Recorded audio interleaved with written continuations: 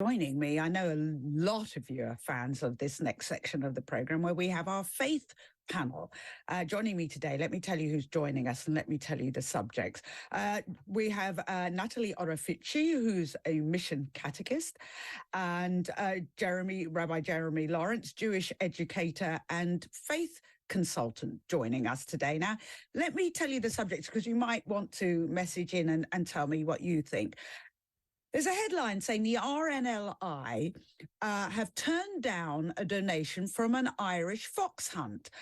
The RNLI has refused a donation from a fox hunt in Ireland that had planned a New Year's Eve fundraiser for the charity. It's not illegal in Ireland, I should tell you. The Dungarvan Foxhound Supporters Club was hoping to raise money for the lifeboat organisation today.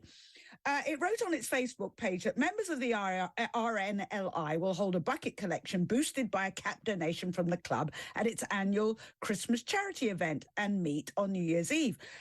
Well, bosses at the RNLI's head office in Poole in Dorset wrote to the hunt to explain that the charity would only accept donations from organisations in keeping with the values of the institution. So, of course, the move has triggered a clash between the pro and anti-hunting lobby on social media about whether a life-saving charity should or shouldn't accept donations from fox hunters. So my question to my faith panel is, should a life-saving charity accept donations from a fox hunting charity? Let me start with you, Nathalie. What are your thoughts on this? Well, I think they should be allowed to decide any charity should be allowed to decide who they accept donations from. And if it is their belief that they're opposed to fox hunting, then they shouldn't be forced to accept a donation, because the implications for lots of other things. There may be other people who would normally donate to the RNLI who are deeply opposed to fox hunting, who then would decide to withdraw their donations. Mm-hmm. So they have to look at the wider context of this. And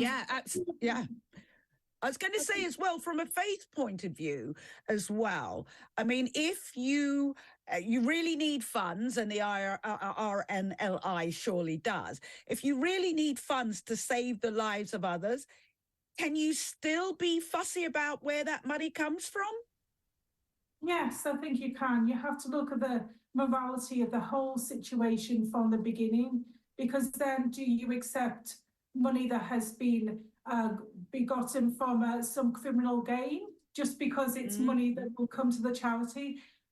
So yes, you can absolutely decide who you're happy to accept money from or not.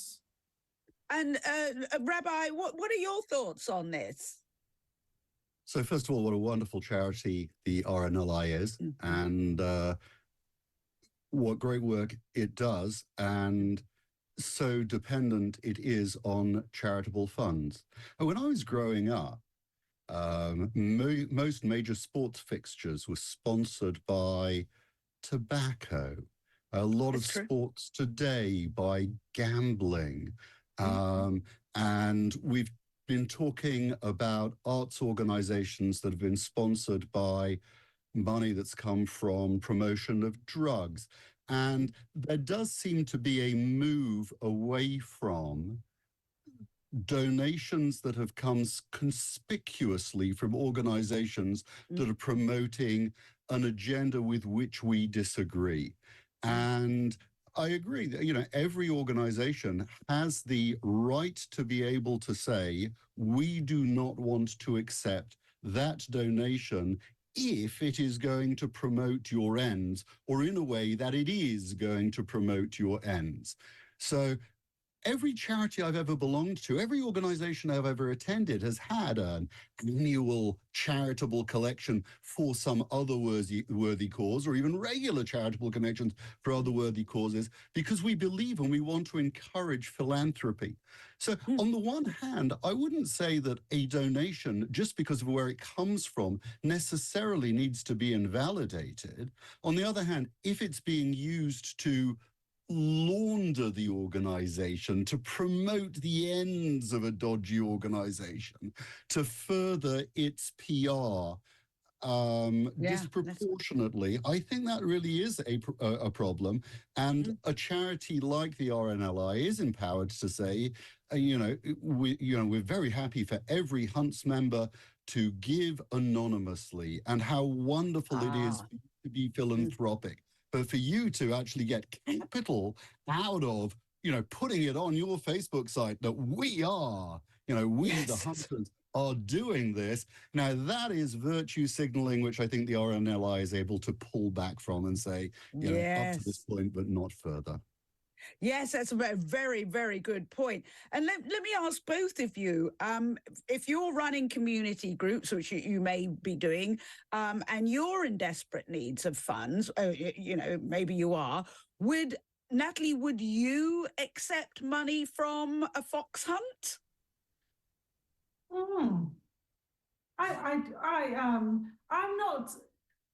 I don't stand deeply opposed to fox hunting, particularly myself.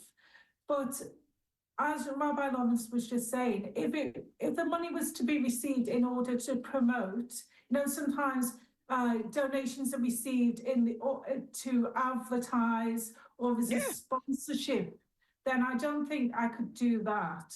But anonymous donations would always be welcome.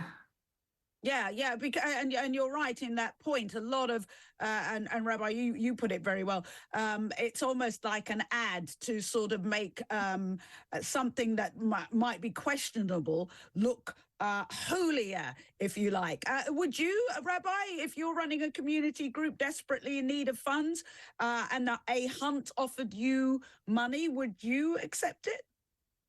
I think you need to see what the charity I was trying to fundraise for was, and how desperately it really needed the funding. At a certain point, you don't want to be turning money away that is really needed for laudable ends. You have to be responsible in that regard. But really, no, I wouldn't see myself as looking to take money from fox hunting. I've taken public stances against trophy hunting, which I think is hugely reprehensible. If people want pictures of animals or want to save animals and like animals, they should go and take photos of them and support their well-being. It might be the case that we need to cull foxes in certain areas in order to protect a balance of nature. Chasing after them with hounds is definitely not a good way of doing that. It is, it's done for sporting ends, but it isn't fun for the fox.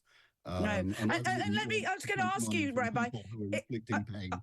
I was going to ask you, and I'll come back to Nathalie just to finish up on this subject, is there anything within your faith, one way or another, when it comes to hunting animals? Are animals seen as, I know when we've done stories with, say, members of the Hindu faith, it's kind of a no-no in that. But for you, would there be, faith-wise, does your faith guide you when it comes to hunting of animals in any, horse and hounds or anything else? It would be disingenuous for me to say there is an absolute ban on hunting, because that isn't the case. I mean, there is definitely a fundamental precept of not causing harm to animals, hurt or panic to animals. So the style of hunting that you see with horses and hounds going after foxes, or shooting with bows and arrows from helicopters, which is still done in places around the world for I've no idea what benefit. That kind of hunting is absolutely prohibited. Anything that causes unnecessary pain to animals is completely against the Jewish religion. Thank you. And Nathalie, for you, is there anything in your faith that would, make you rail up against something like fox hunting or the hunting of animals per se? In Christianity, there isn't a specific ruling against hunting. However, we wouldn't be unnecessarily cruel or ever set out to be unnecessarily cruel to any animal. So that would give us some guidance as to how we're to act in any hunting that did happen. Thank you. Let's move on now, and I'm sure people at home will be have a view one way or the other on that whole question. I'm interested in I know it's not the Jewish New Year, but based on the Gregorian calendar, today, after all, is New Year's Eve. What are the challenges? And I would suggest there are many, many of them. But what are the challenges for your religions, for your faiths in the coming year? Rabbi, let's start with you. Oh gosh, I think at the moment, without any doubt, within the Jewish community, the biggest challenge we face is to be able to support Israel and the need to bring back the hostages that are held there and protect it from terror, and at the same time conduct a campaign which affirms the spiritual value of every single human being, Israeli, Palestinian, and people from around the world. And the challenge of being able to represent ourselves and advocate for ourselves in the face of huge pressure and great anti-Semitism, without adding to, and you spoke about it before, without adding to the reprehensible Islamophobia, as we try to build a peaceful way forward, is probably the thing that is on most Jewish minds as we come into the new year. Otherwise, to further kindness, humanity, philanthropy, I think are challenges in a world which is becoming increasingly polarized. Yeah. I couldn't agree with you more. Nathalie, what are your thoughts? What are the challenges to Christianity? Well, there is a huge challenge to Christianity, that it is very, very much a persecuted faith worldwide, which is not ever really reported on in the Western media. Yeah. For instance, in Nigeria, on Christmas Eve and on Christmas Day, 200 Christians were killed for their faith in their church. Wow. I haven't seen anything in the Western media, and there was a statement released from one of the auxiliary bishops in Nicaragua today that 2 bishops and several priests have been detained by the dictatorship there and imprisoned, and people aren't allowed to not being allowed to practice their Catholic faith in that under that regime now. And wow. There are, throughout the Middle East, there's thousands of Catholics who, ancient Christians, very ancient Christians, who had to leave the area and are not allowed to practice their faith. And while we very much care for what's happening out in Israel and Gaza, we do feel very much that there is a lack of attention to the persecutions of Christians worldwide too.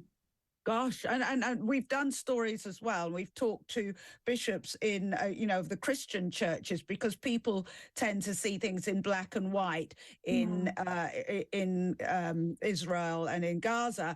They see them as Muslim and Jewish, and we were reporting on the Christian churches there and how difficult they're finding things as well. So you make a really, really good point. And just to finish up, coming back to you, Rabbi, we've talked about the challenges in the world, and there are so many. What are your feelings of the challenges within the Jewish household? Because with what's going on in the world, there are conversations that we are having behind closed doors, for instance, parents to children, to try to explain what's going on, to try to make them not feel ashamed as they might be of being Jewish, of being Muslim, of being Christian, because of the polarization. What are the challenges behind closed doors for families when it comes to faith? Matchmaker, matchmaker, make me a match. At Auto Trader, you could win an electric car. Every month we're giving one away. Just enter for free and be on your way. Insurance and a charger are thrown in too, and we'll even deliver it all to you. Visit autotrader.co.uk/giveaway to enter for free today. Auto Trader, Britain's biggest matchmaker. T's and C's apply. To verify, email brand at autotrader.co.uk. Wow. I think the greatest challenge is to be able to have balanced conversations which are transgenerational. And I say that because my late grandparents and my parents grew up in a through and post-Holocaust world, pre-state of Israel. I grew up like you, just post-state of Israel creation. My children grow up in a world where the existence of Israel is almost a given, though it's certainly not something that we would take for granted. And our languages and our experiences come from being a persecuted people a couple of generations back to an empowered people, definitely in the world today, where many are seen as part of their host communities and cultures and are imbibing those values much more than the Jewish values from the home.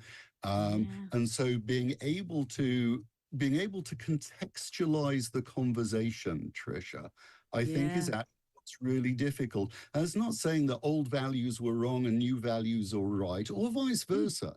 But it's being able to say we need to understand how each of us come to our values, and that the values of the moment aren't necessarily always eternal.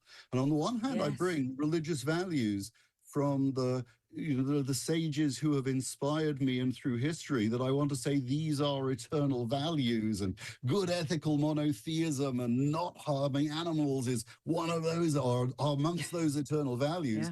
On the other hand, the way we relate to each other and what each other do and want, I mean, those have changed a lot over time, and in many respects for the better. And being able to keep up with it without jettisoning the past is, I think, one of the big faith issues. And what I like is when I've been able to bring my family, including my children, into environments where they've met other religious leaders or people from other political perspectives, and we've been able to get beyond the silo and have intelligent and compassionate dialogue. And compassionate dialogue is about listening rather than speaking so often, with which I better shut up. I was going to say we're nearly out of time. About that listening to the other, and not just saying what you have to say. So with that, to you, Trisha, to Nathalie, and to everybody, all your viewers, a happy New Year. Happy New Year. And Nathalie, you've literally got 30 seconds to wish everybody a happy New Year. That would be lovely from you, Nathalie. Happy New Year, and thank you, and Happy New Year to you, Trisha, too. And thank you.